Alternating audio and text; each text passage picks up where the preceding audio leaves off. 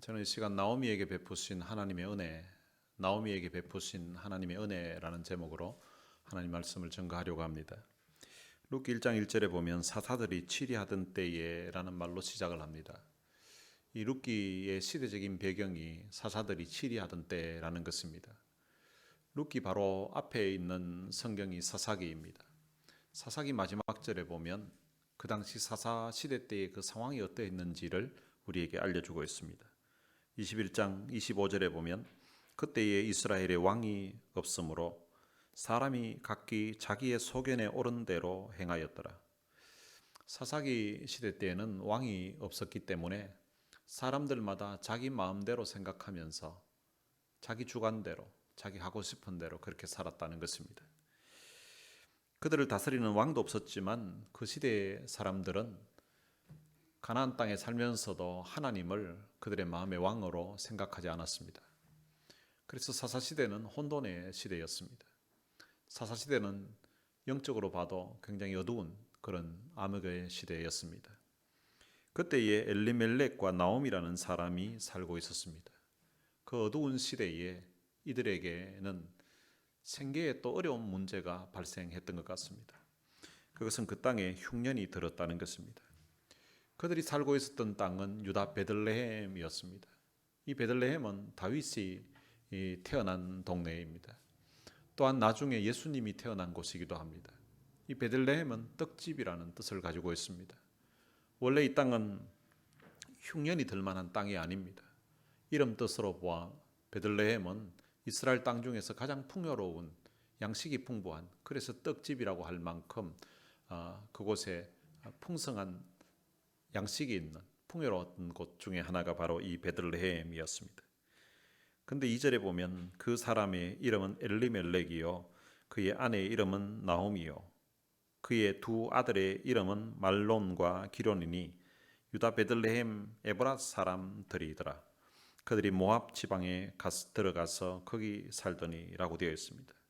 이 유다의 뜻이 무엇인가 하면 찬송이라는 뜻입니다. 그리고 베들레헴의 뜻은 떡집이라는 뜻입니다. 그리고 오브랏의 뜻은 풍요로운 수확이라는 뜻입니다. 유다, 베들레헴, 에브랏 이게 합치면은 찬송이 넘치는 풍요로운 수확이 있는 떡집이라는 그런 의미입니다. 엘리멜렉과 나호미는 참 풍요로운 양식이 있어서 그곳에서 참 찬송이 넘쳤던 그런 떡집에 살고 있었습니다. 그런데 그 찬송이 넘치고 풍요로운 수확이 가득했던 그 떡집에 흉년이 찾아온 것입니다. 왜 이 풍요로웠던 이 베들레헴에 흉년이 찾아왔는지 그 이유는 오늘 본문에서 성경은 기록하고 있지 않습니다. 성경에 보면 흉년이 찾아오는 때가 있는데 크게는 두 가지 정도의 이유가 있습니다. 첫 번째는 하나님의 백성들이 하나님 앞에 범죄했을 때에 하나님이 때로는 흉년을 허락하셨습니다. 그리고 두 번째는 하나님의 백성들이 범죄한 것도 아닌데 그런데 하나님께서 특별한 목적을 가지고서 그들을 연단하시고 훈련시키기 위해서 흉년을 허락해 주시기도 합니다. 때때로 우리도 신앙생활 하다가 흉년을 경험할 때가 있습니다. 흉년을 성경에서는 어떤 곳에서는 고난이라는 단어로 표현하기도 하고 또 환난이라는 단어로 표현하기도 합니다. 우리가 경제적인 흉년을 경험할 때가 있습니다. 오늘 본문에 나오는 이 나오미와 엘리멜렉처럼 원래는 풍요로웠었는데 풍요로운 그런 수확이 넘치는, 그래서 하나님을 향한 감사와 찬송이 있던 그 땅에 흉년이 찾아온 것입니다. 우리의 인생에도 때로는 이런 경제적인 흉년이 찾아올 때가 있습니다. 집안에 돈이 바닥이 나고 은행 계좌에 돈이 사라져서 그래서 렌트비 낼 것을 걱정하고 먹을 걸 살 것을 걱정하는 그런 때가 찾아올 때가 있습니다. 또 어떤 사람은 건강에 흉년을 경험할 때가 있습니다. 내가 다른 것은 몰라도 건강 하나는 자신 있다고 이렇게 생각했었는데 근데 어느 날 몸에 이상이 있어서 병원에 갔더니 어떻게 현대의학으로도 뾰족한 길이 없고 해결할 방법이 없는 그런 건강에 흉년이 찾아올 때가 있습니다. 또 어떤 사람은 인간관계에 흉년을 경험할 때가 있습니다. 정말 내가 사랑하고 믿었던 사람인데 근데 그 사람에게 배신을 당하고 그 사람에게 버림받게 되는 그런 참 어려움을 당할 때가 있습니다. 때로는 가족 간에 부자지 간에도 그런 어려움을 겪을 때가 있습니다. 다른 집의 자식들은 참 건강해도 자라고 잘도 자란 것 같은데 내 자식은 왜 이런 문제가 있는지 그 문제를 아무리 해결하려고 해도 방법이 없을 그럴 때가 있습니다. 이것보다 더 무서운 흉년이 있는데 오늘 우리 신앙인들에게는 영적인 흉년이 있습니다. 하나님을 뜨겁게 사랑하고 하나님의 은혜에 감격하던 그런 마음들이 식어져 버려서 어느 때부턴가 교회 와도 아무런 기쁨이 없고 예배를 드려도 아무런 감격이 없는, 그래서 신앙생활하는 것 자체가 별 의미를 느끼지 못하는 그런 사람이 있습니다. 그래서 어떤 경우에는 하나님의 곁을 떠나가고 교회 예배드리는 장소에 나오는 것마저도 끊어지는 그런 삶을 사는 사람들이 있습니다. 하나님과 만났던 그 첫사랑을 잃어버린 것입니다. 예배의 감격을 잃어버리는 것입니다. 예배에 참석하는 것조차 부담스럽게 느껴지고 봉사하는 일이 이것이 마치 짐처럼 느껴지는 그런 영적인 흉년이 우리에게 찾아올 때가 있습니다. 우리 인생의 흉년의 문제가 다가왔을 때에 어떻게 반응하는가 하는 것은 참으로 중요합니다. 흉년 자체가 문제가 아니라 그 흉년의 문제에 어떻게 우리가 반응하는가 하는 것이 문제입니다. 그 흉년이 만약에 내 죄 때문이면 하나님 앞에 회개하면 됩니다. 그런데 그 흉년이 나를 훈련시키는 그런 것이라면 하나님 앞에 그때도 역시 무릎으로 나가서 그 흉년의 문제를 넉넉히 이길 수 있는 힘을 달라고 하나님의 은혜를 구하면 되는 것입니다. 그런데 오늘 본문에 나오는 엘리멜렉과 나오미는 그들이 살고 있던 그 지역에 흉년이 왔을 때에 이런 방법을 취하지 아니하고 그는 두 아들과 함께 모압이라는 땅으로 도피하고 말았습니다. 하나님의 백성들은 어려움이 있어도 그 가나안 땅에 있어야 됩니다. 삶에 어려움이 있어도 신앙생활하던 사람들은 그래도 예배는 드리면서 신앙생활하고 그 어려움을 겪어가야 되는데 어려움이 닥쳤다고 해서 예배 드리는 것마저 피해버리고 예배 드리는 장소에 나오지 않게 되면 더 어려운 문제가 생기는 경우가 많습니다. 그들은 흉년의 그 문제를 피해서 모압 지방으로 들어가서 거기에 거류했다고 말씀하고 있습니다. 이 거류했다는 것은 거기에 살았다는 말입니다. 이 모압 지방이 어떤 곳인가 하면 아브라함의 조카 롯이 소돔과 고모라 성이 멸망한 다음에 이제 롯이 그 소돔 성에서 나오면서 그의 아내는 뒤를 돌아본 거로 소금 기둥이 되고 말았습니다. 롯은 그의 두 딸과 함께 이제 지냈는데 이 두 딸이 아버지에게 술을 마시게 한 다음에 이제 두 딸이 아버지와 동침을 해서 한 날은 언니가 먼저 들어가고 그 다음 날은 또 동생이 들어가서 그 두 딸이 아이를 낳게 됩니다. 그 첫째 딸이 낳았던 아이, 그러니까 아버지와의 관계에서 아버지에게 술을 마시게 하고 그렇게 해서 낳았던 아이가 모압입니다. 이 모압은 아버지 롯과 그의 딸과의 관계를 통해서 태어난 아들, 그 아들이 조상이 되어서 살고 있는 터전, 그곳이 바로 이 모압 땅입니다. 그러니까 이 모압은 영적인 사람들이 아닙니다. 이 사람들은 육적인 사람들입니다.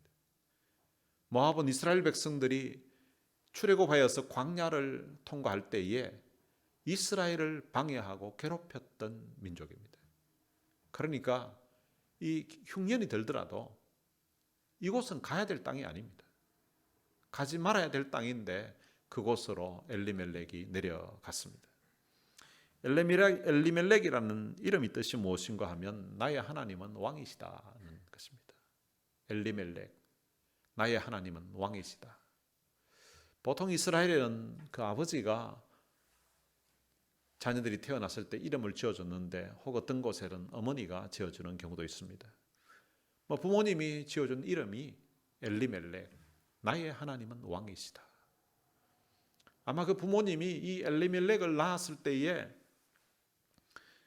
이 아이가 자라서 하나님을 나의 왕으로 모시고서 살기를 기대하는 마음으로 그 이름을 엘리멜렉이라고 지었을 것 같습니다. 그런데 이 엘리멜렉은 하나님을 자기 인생의 왕으로 그렇게 모시고서 제대로 살지 못했던 것 같습니다. 못했다고 성경에 따로 나와 있는 건 아닌데 제가 이렇게 말할 수 있는 추정하는 근거가 있는데 그 근거는 이 엘리멜렉의 두 아들의 이름을 보면 짐작을 할 수가 있습니다. 두 아들의 이름이 무엇인가 하면 첫째가 말론이고요. 둘째가 기럝입니다. 이 말론은 이름 뜻이 질병이라는 뜻이에요. 질병, 아픔.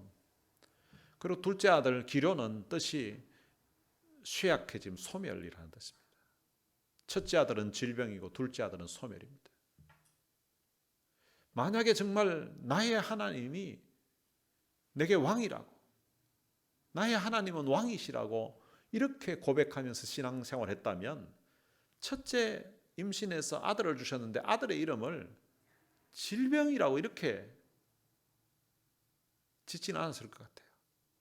만약에 아내가 임신해서 참 어려움을 겪고 그런 상황이 있다 할지라도, 그리고 아이가 태어났는데 만약에 태어날 적부터 어떤 질환이 있든지 이런 질병이 있다 할지라도 그렇다고 해서 아이 이름을 질병이라고 그냥 기럝이라고 이렇게 말하니까 말론이라고 말하니까 우리는 그 의미가 별로 와닿지 않지만, 근데 그 히브리 사람들은 이름 자체가 말론 이러면 질병.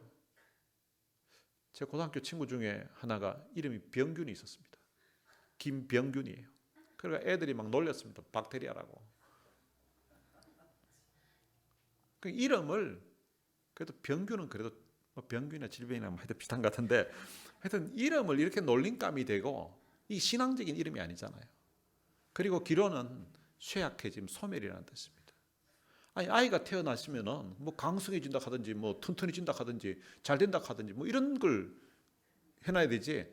아이 이름을 소멸이라고 쇠약해진다고. 애가 이름 들을 적마다 어떤 생각이 들겠어요? 야 소멸아, 쇠약해짐 이런 이야기를 자꾸 듣고 있으면 힘이 있다가도 아마 빠질 거예요. 하나님을 제대로 섬겼다면 적어도 아들들의 이름을 이렇게 짓지는 않았을 것 같습니다. 엘리멜렉과 나오미는 자기들이 살고 있던 그 땅에 흉년이 들자 그들은 하나님의 약속하신 그 언약의 땅, 그 축복의 땅을 버리고 그들은 모압으로 가버렸습니다. 문제가 있을 때에 하나님을 떠나간다고 해서 해결되는 것이 아닙니다. 오히려 문제가 있으면 더 하나님께 가까이 나아가야 되는 것입니다. 때로는 우리가 하나님 앞에 잘못 살아서 하나님이 우리에게 채찍질 하실 때가 있습니다. 여러분 하나님이 회초리를 치고 때리려고 하면 그때 피하다가 맞으면요 이게 매 끝을 맞게 됩니다. 차라리 그냥 안기면 돼요. 엄마 하고 막 안겨가지고 아파 하고 안겨버리면 이게 때리려고 해도 잘 때리지를 못합니다. 근데 피할 때 맞으면은요 매 끝으로 맞게 됩니다. 그러면 더 아프게 됩니다. 그들이 하나님을 떠나간 결과가 어떻게 된 것인지 오늘 본문 3절에서 말씀해 주고 있습니다. 나오미의 남편 엘리멜렉이 죽고 나오미와 그의 두 아들이 남았으며. 베들레헴 떠나면 잘 살 줄로 알았습니다. 베들레헴 떠나서 그들이 생각했던 그 모압으로 가게 되면 그들의 삶의 형편이 풀릴 줄 알았습니다. 그런데 잘 살아보겠다고 떠났는데 거기 도착해서 살게 된 지 얼마 됐는지는 정확하게 모르지만 남편이 죽고 말았습니다. 거기에 이제 두 아들만 남았습니다. 근데 그 다음 4절에 또 이런 말씀이 있습니다. 그들은 모압 여자 중에서 그들의 아내를 맞이하였는데 하나의 이름은 오르바요 하나의 이름은 루시더라. 그들이 거기서 거주한 지 10년쯤에 나오미가 하나님을 떠난 지 10년의 세월이 지났습니다. 10년 동안에 어떤 일이 있었는가 하면 남편 엘리멜렉이 죽었고요. 그리고 두 아들이 결혼을 했는데 모압 여자 중에서 그러니까 이방인 여자와 결혼을 하게 된 것입니다. 그런데 결혼을 했는데 그 다음 절에 더 슬픈 내용이 기록되어 있습니다. 말론과 기론 두 사람이 다 죽고 그 여인은 두 아들과 남편의 뒤에 남았더라.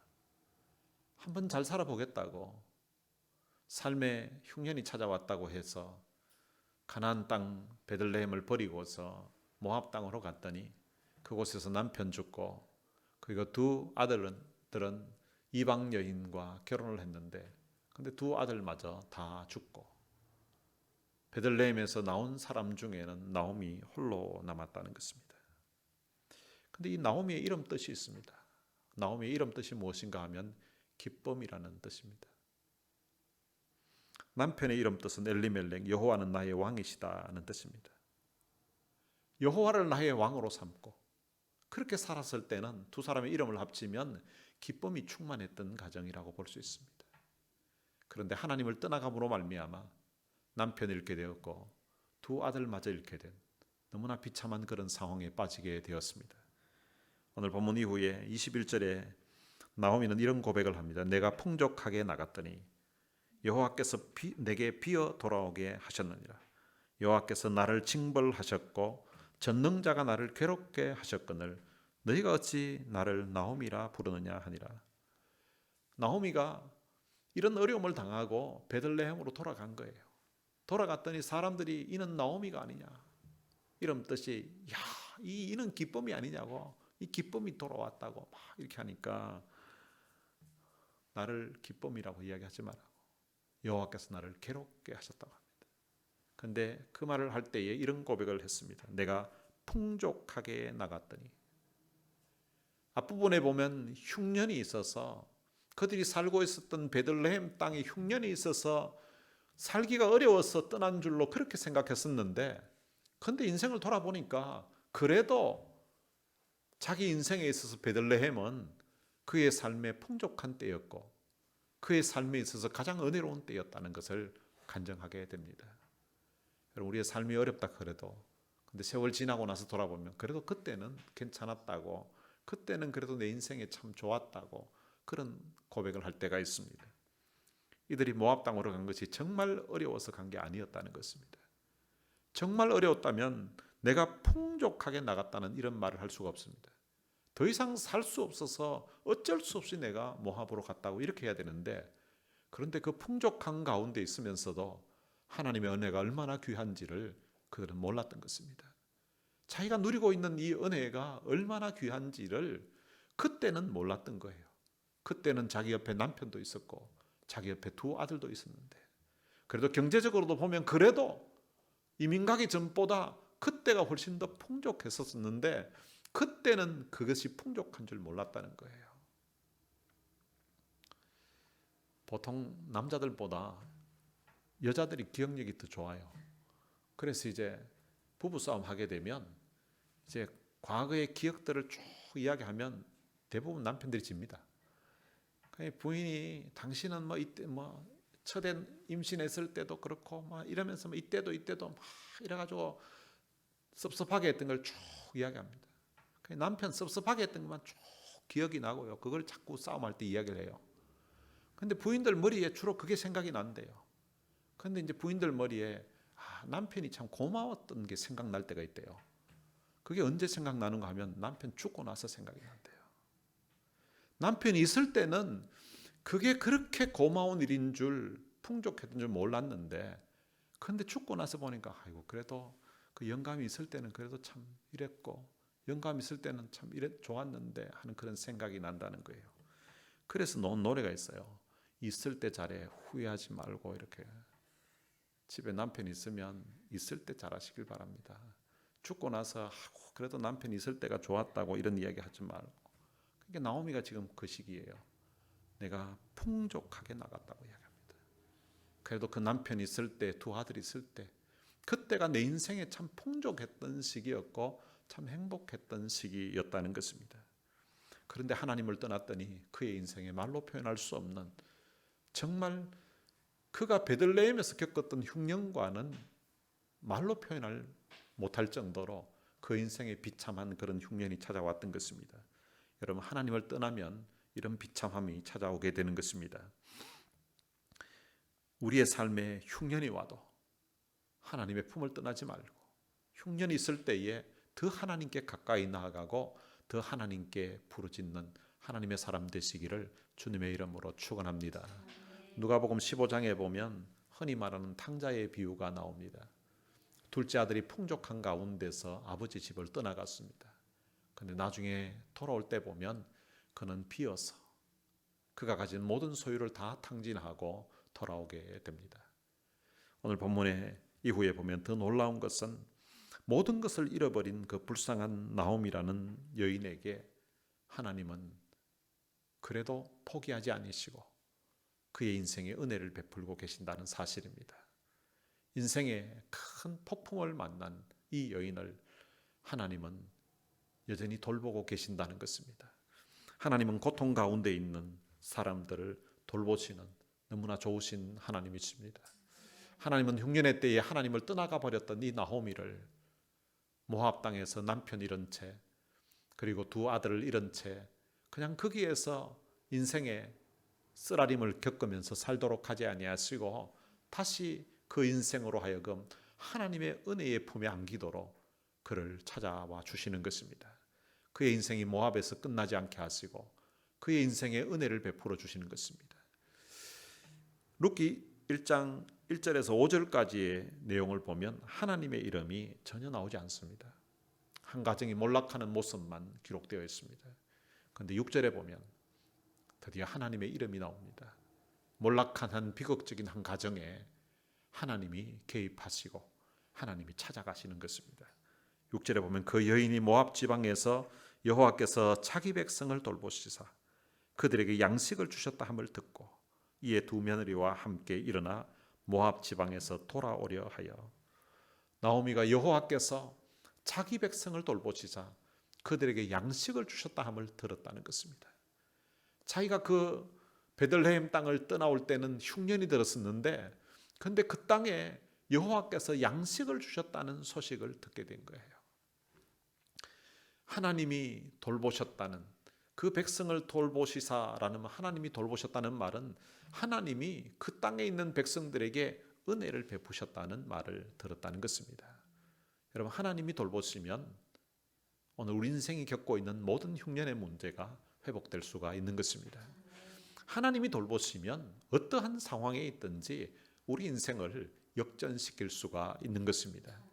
하나님이 돌보시면 이 슬픔의 여인, 이 고통의 여인의 인생이 다시 기쁨의 인생으로 변화될 수가 있는 것입니다.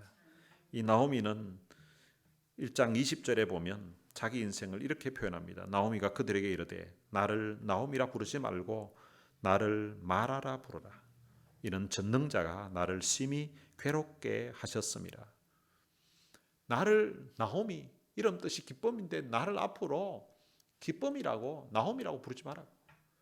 남편 잃고 그리고 두 아들 다 죽고 없는데 내가 무슨 기쁨이 있겠냐고 내 인생에 앞으로 나를 마라라고 나 괴로운 여자라고 고통의 여자라고 이렇게 부르라고 그렇게 이야기를 합니다. 여러분 인간이 당하는 고통 가운데 가장 큰 고통이 있다면 그것은 상실의 고통이라고 할 수 있습니다. 내가 사랑했던 사람을 잃어버리는 먼저 보내는 그런 상실의 아픔이 우리 인생이 겪는 가장 큰 충격이요 아픔이라고 할 수 있습니다. 나오미는 사랑하는 남편을 잃어버렸습니다. 이 땅에서는 더 이상 볼 수 없는 그런 상황이 처하게 된 것입니다. 거기에다가 두 아들마저 잃어버렸습니다. 여러분 남편 잃는 이런 것도 아마 마음에 말할 수 없는 아픔이요 고통일 것입니다. 그런데 거기에다가 두 아들을 잃은 이 고통은 엄마로서 겪는 그 고통 중에 어떻게 겪지 않은 사람은 그걸 어떻게 말로 어떻게 설명할 수 없는 고통일 거예요. 중국의 어떤 한 신하가 아버지가 돌아가시고 그리고 얼마 후에 아들이 죽은 거예요. 아들 장례를 마치고 돌아온 그 신하에게 왕이 물었답니다. 아버지가 돌아가셨을 때하고 자식이 죽었을 때하고 어느 것이 더 슬프더냐고 물었습니다. 그때 이 신하가 왕에게 이런 대답을 했다고 합니다. 자기 집 앞에 큰 산이 있는데 아버지가 돌아가셨을 때는 그 큰 산이 눈물에 가려서 희미하게 보였습니다. 근데 아들이 죽었을 때는 아무것도 보이지 않았습니다. 집 앞에 눈만 뜨면 다 앞을 다 막고 있는 그 큰 산이, 자식이 죽었을 때는 그 슬픔의 눈물 때문에 아무것도 보이지 않았다는 것입니다. 여러분, 이런 아픔을 이 나오미가 겪었던 것입니다. 인간이 겪는 고통 중에 또 하나의 고통이 있다면 그것은 희망이 사라졌을 때입니다. 아무리 어려움이 있어도 희망이 있으면, 꿈이 있으면 그래도 이기고 살아갑니다. 그런데 희망이 사라질 때, 꿈이 더 이상 사라졌을 때에 그때 더 큰 고통 가운데 처하게 되는 것입니다. 이 나오미는 남편이 그의 인생의 희망이었을 것입니다. 그리고 또 자식을 낳았을 때는 그 자식이 그에게 희망이었을 것입니다. 남편이 죽었을 때에 그래도 자식에 대한 기대가 있었고 자식이 있었기 때문에 아직 희망이 남아 있었다고 볼 수 있습니다. 그런데 두 아들마저 떠나갔을 때에 그에게는 이제 더 이상 희망이 보이지 않는 그런 상황이었습니다. 아마 나오미가 생각하기에 그의 인생은 이제 여기서 끝났다고 생각했을 것 같습니다. 모든 것을 다 잃고 좌절해 있을 때에 그때 하나님이 그녀를 찾아오셨습니다. 하나님이 이 여인을 찾아오신 방법은 이스라엘 땅에 하나님이 양식을 주셨다는 소식을 듣게 하신 것입니다. 나오미는 그 소식을 듣자마자 이스라엘 땅으로, 자기가 살았던 그 베들레헴으로 돌아가기로 마음을 먹었습니다. 이제 나오미에게는 자기 그 고향 땅에 하나님이 양식을 주셨다는 그 소식이 기댈 만한 언덕이었습니다.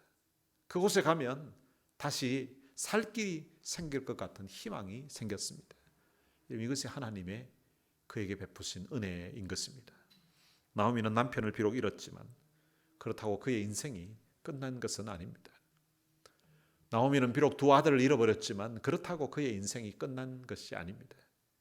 경제적인 흉년을 맞이했다 할지라도 그렇다고 그의 인생이 끝난 것이 아닙니다. 때로는 우리의 삶에도 이런 경제적인 흉년이 찾아오고 건강의 흉년을 맞이한다 할지라도 그렇다고 우리의 인생이 끝난 것은 아닙니다. 때로는 우리 사람들과의 인간관계가 참 흉년을 맞이한 것 같은 그런 상황에 처했다 할지라도 그렇다고 우리의 인생이 끝난 것이 아닙니다. 신앙의 삶 가운데 때로는 내 마음에 있었던 그 첫사랑을 잃어버리고 마음에 하나님을 향한 그 사랑하는 마음들이 식어져갈 그때에도 영적인 흉년이 찾아왔다 할지라도 그렇다고 우리 인생이 끝난 것이 아닙니다. 인간적인 시각으로 보면 모든 것이 끝이 나서 이제는 더 이상 희망이 없을 것 같은 이 불쌍한 여인 나오미에게 하나님께서 은혜를 베풀어 주신 것입니다.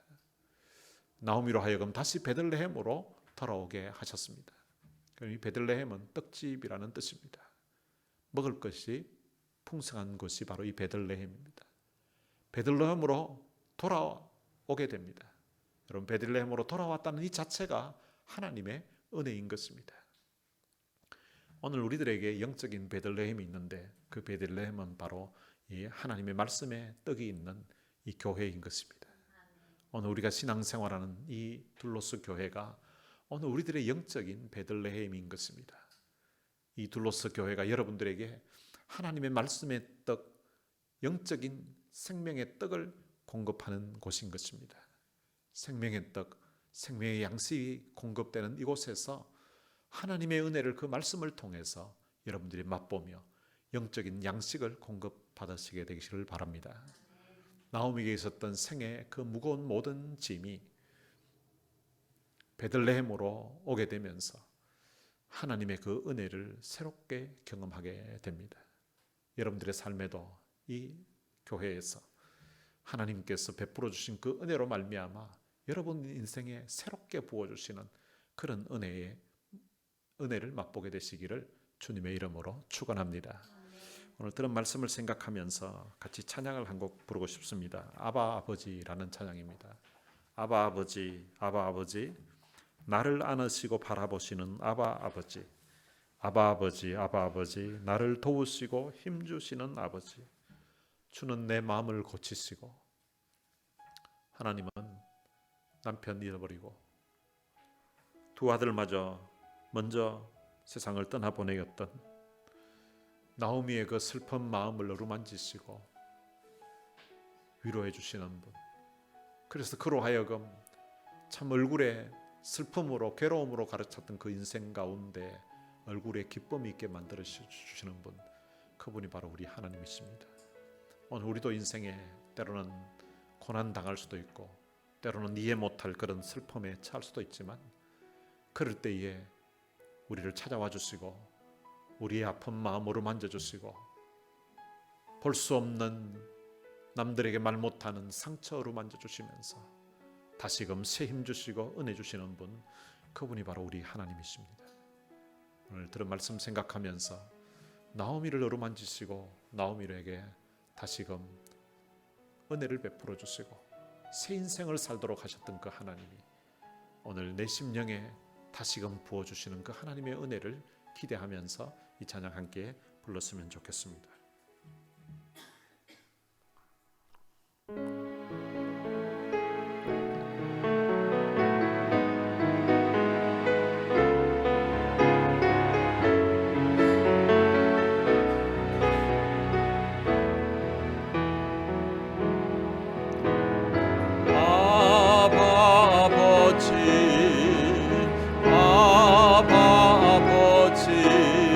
나를 안으시고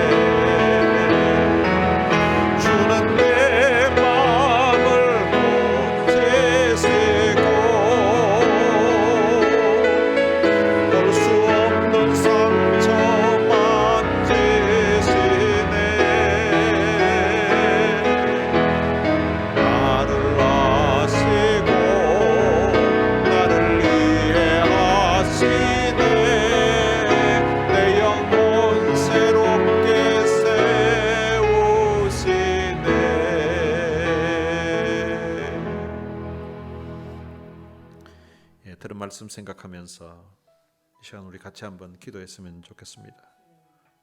지나왔던 우리의 인생을 삶을 한번 돌아보면서 우리 인생에 내 인생의 흉년 때에 내게 베풀어 주셨던 그 은혜를 먼저 한번 생각해 보면서 하나님께 우리 감사의 기도를 먼저 드렸으면 좋겠고요.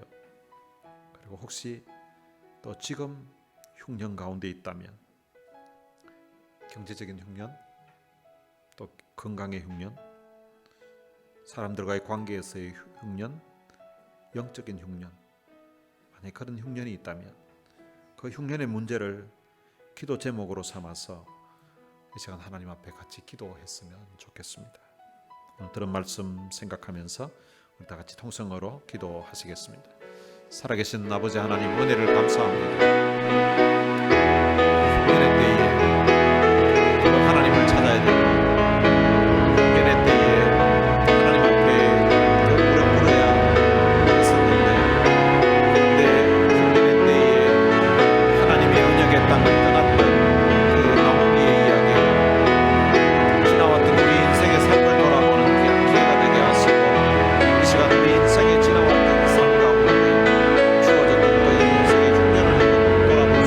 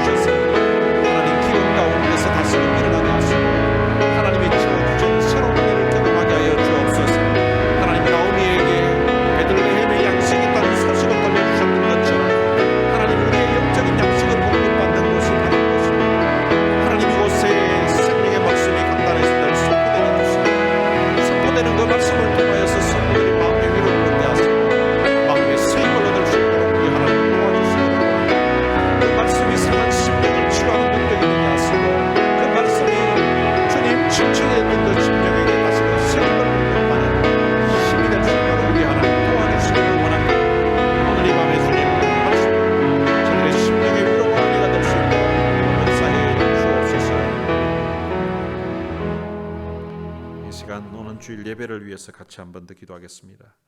우리가 드리는 예배가 살아계신 하나님을 만나는 감동과 감격이 있는 눈물의 축제가 되게 하여 주옵소서. 우리가 드리는 예배 가운데 강력한 성령의 역사가 일어나게 하여 주옵소서. 오늘 이곳이 영적인 베들레헴이 되어서 줄인 우리의 영혼이 강단에서 선포되는 그 말씀을 통하여서 생명의 양식을 공급받는 은혜의 시간이 바로 그 주일 예배 시간이 되게 하여 주옵소서. 예배 가운데 주께서 온 성도들의 마음을 어루만지시고 그 심령을 치유하시는 그런 은혜가 있게 하시고, 또한 육체의 질병도, 또한 그 삶의 어려운 문제도 그 예배를 통하여서 치유되고 회복되는 그런 놀라운 역사가 일어나게 해달라고, 오늘 주일날 드릴 예배를 위해서 또한 예배 시간에 드릴 찬양에 하나님이 영감을 부어주시도록, 그리고 또한 대표기도하는 장로님에게 하나님의 은혜를 부어주시도록, 또한 말씀 전하는 저에게 하나님께서 성령의 능력으로 은혜로 함께 해주시도록 이 시간 우리 다 같이 예배를 위하여서 우리 같이 기도하시겠습니다. 살아계신 아버지 하나님, 은혜를 감사합니다. 오늘 주일날 이곳에서 드릴 예배를 주께서 기억해 주시기를 원합니다. 이곳이 주님 영적인 베들레헴이에요. 하나님의 생명의 떡이, 생명의 양식이 공급되는 곳입니다. 살아계신 아버지 하나님, 이곳에서 영적인 풍성한 하나님의 말씀이 선포될 수 있도록 우리 하나님이 역사해 주시기를 원합니다. 그러기 위해서 종에게 말씀의 은혜를 주시고 말씀의 능력을 주시기를 원합니다. 말씀을 주님 설명할 때에 성령께서 강하게 역사해 주시기를 원합니다. 말씀 준비할 때부터 성경 말씀의 그 의미가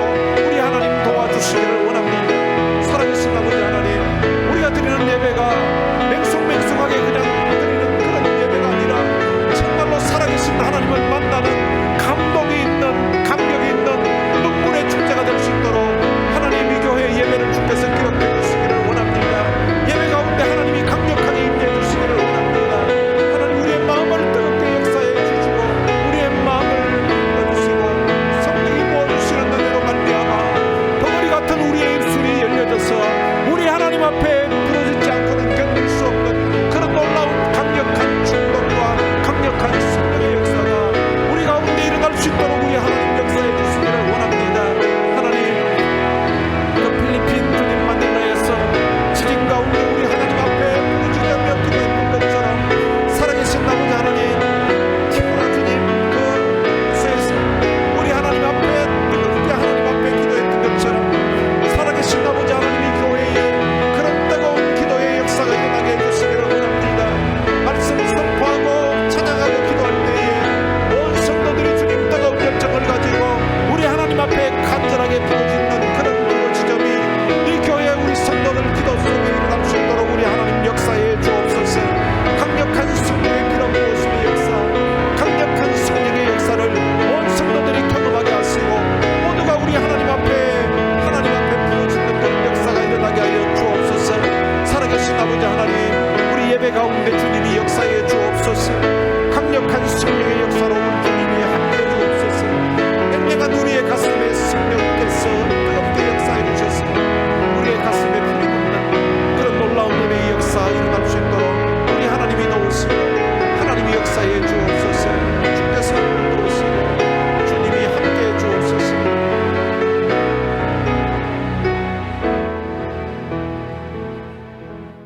하나님 아버지 은혜를 감사합니다.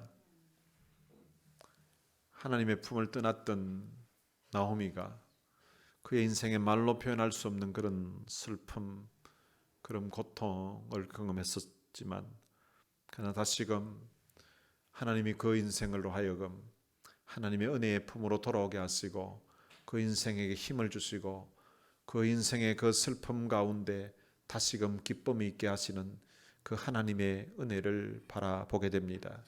하나님, 지나왔던 우리의 인생의 여정 속에 흉년이 있었을 때에 주께서 우리의 기도를 들으시고 응답해 주신 것 참으로 감사합니다. 건강의 흉년이 들었을 때 하나님 도와주셔서 하나님이 은혜를 베풀어 주셔서 그 위기를 이기게 하시고 견디게 하시고 고비를 넘길 수 있는 은혜를 주신 것 참으로 감사합니다. 또한 경제적인 흉년이 들었을 때에 하나님이 우리를 도우셔서 그 어려운 기간들을 하나님의 은혜 가운데 또한 지나올 수 있도록 해주신 것 참으로 감사합니다. 때때로 사람들과의 관계에서 흉년이 들었을 때에 하나님 상처 입은 우리의 마음을 위로해 주시고 어루만져 주셔서 그 모든 아픔들을 견디고 오늘 이 자리에까지 올 수 있게 해주신 것 참으로 감사합니다.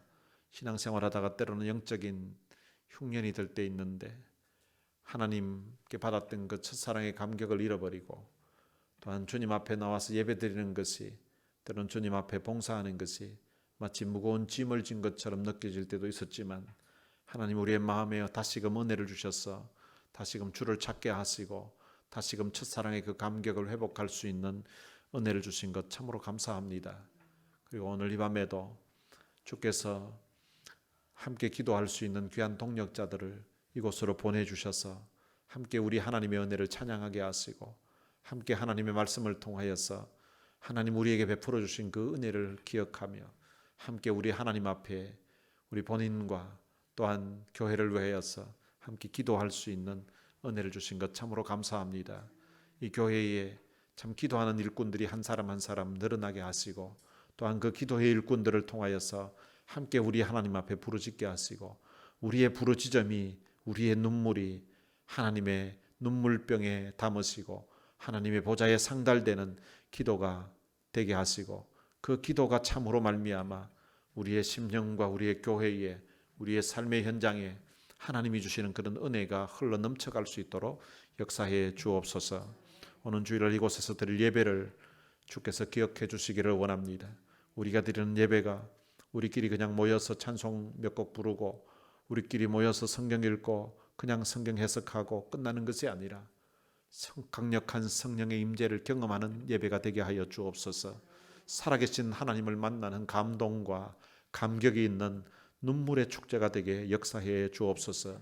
그리하여서 예배를 통하여서 우리의 마음이 뜨거워지는 역사가 일어나게 해주시고 예배를 통하여서 우리의 심령이 주 앞에 참 변화되는 그런 놀라운 역사가 일어날 수 있도록 은혜를 베풀어 주옵소서. 이 교회 신앙생활하면서 참 육체의 연약함 가운데 신음하고 있는 이들에게 주의 치유의 은혜를 베풀어 주시기를 원합니다. 회복의 은혜를 베풀어 주시기를 원합니다. 또 믿음이 연약한 이들에게는 하나님께서 나오미를 부르셨던 것처럼 그들을 찾아가셔서 그들을 부르시는 하나님의 역사가 있게 하여 주옵소서.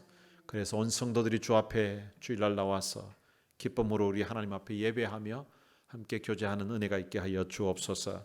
우리 주 예수 그리스도의 은혜와 하나님의 무한하신 사랑과 성령님의 위로교통 충만하심이 나오미에게 베푸신 은혜 못지않게 오늘 우리 인생에 베풀어 주신 그 하나님의 은혜에 대한 감사와 감격하는 마음 가지고 남은 삶을 주를 위해 살 것을 마음에 다짐하는 하나님의 귀한 자녀들 머리 위에 이제로부터 영원토록 함께 있을지어다. 아멘.